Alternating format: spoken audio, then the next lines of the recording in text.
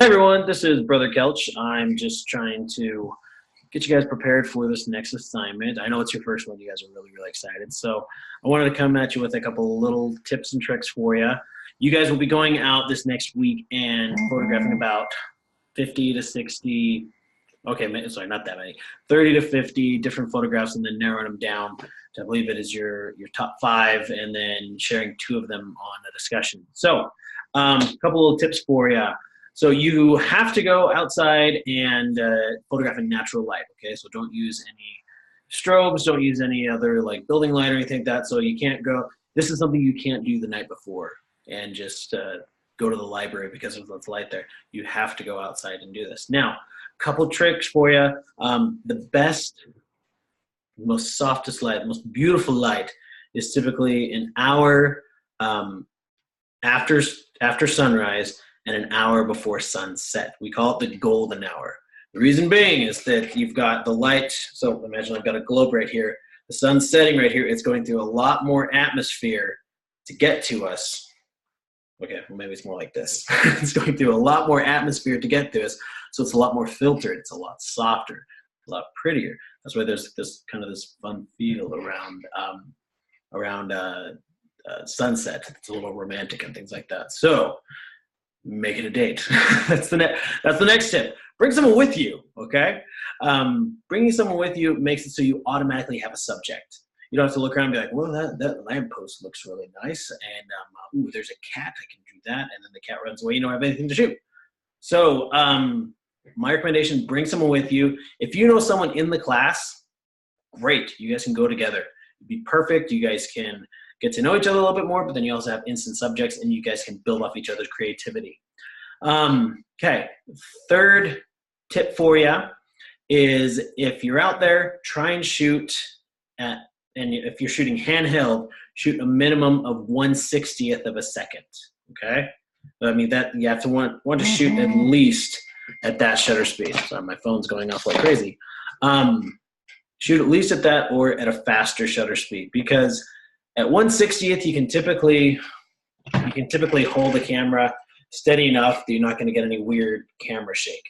Anything shorter than that, I mean, you could do it. It takes a little bit of practice, but anything less than that, it will you'll probably get a little bit of camera shake and it won't look like it's in focus. Now, some ways to get past this is you can take this and you can put it on a tripod.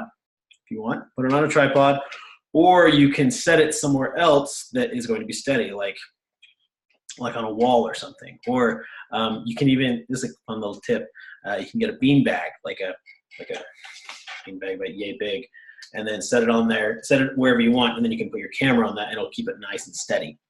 Okay, so there's that. Last tip, and this is just kind of a technical one, so I'm not going to go over all the different types of cameras, but I just have noticed this. This is a Nikon right here, and sometimes you pair older lenses with newer cameras, and some of the older lenses, I mean, this isn't a super old lens, this is actually a pretty nice lens. The older lenses actually have an aperture ring right here. Let me unlock it. It allows you to adjust your aperture. Now on these new, well actually not even on these new ones, I mean on digital cameras, it doesn't adjust this automatically. So what you have to do is you'll put this over to the smallest aperture. Like for example, on this one, the smallest aperture is aperture or f/22. The largest one is f/2.8. So you have to put it on the smallest aperture, and it usually will line up. Like they'll usually give you a little guide right here, and then lock it like that, then put it on your camera. Okay. So now if you don't do that, like if you have this aperture ring and you start to adjust it like this, it'll give you a little bit of an error. So let me turn on. It'll give you a little bit of an error. See, it's giving me this weird blinking error right there. Okay. Now this is for a lot of cameras. It's just something that I've seen over the years, that this is a question that a lot of students ask me. Now your camera might not do that. So if you're not having problems, don't worry about it. Best thing to do is to reference back to your manual. So if you guys get lost, you can check it out. especially when you're out shooting for the first time with your camera. Bring your manual with you, because I can almost guarantee you're going to find something that you're going to want to look up. You'll say, okay, how do I turn this into manual mode? How do I get, what's aperture priority mode? Where's the focus dial? And so it's good to have this here. So, and bring the one that's in English. Okay. One time I accidentally brought the Spanish one, and I don't speak Spanish. Okay, all right. Well, I hope you guys have great success, and I'm looking forward to seeing your first photographs. Have fun out there, and enjoy the semester. Okay, we'll be catching up to you pretty soon. Talk to you later. Bye.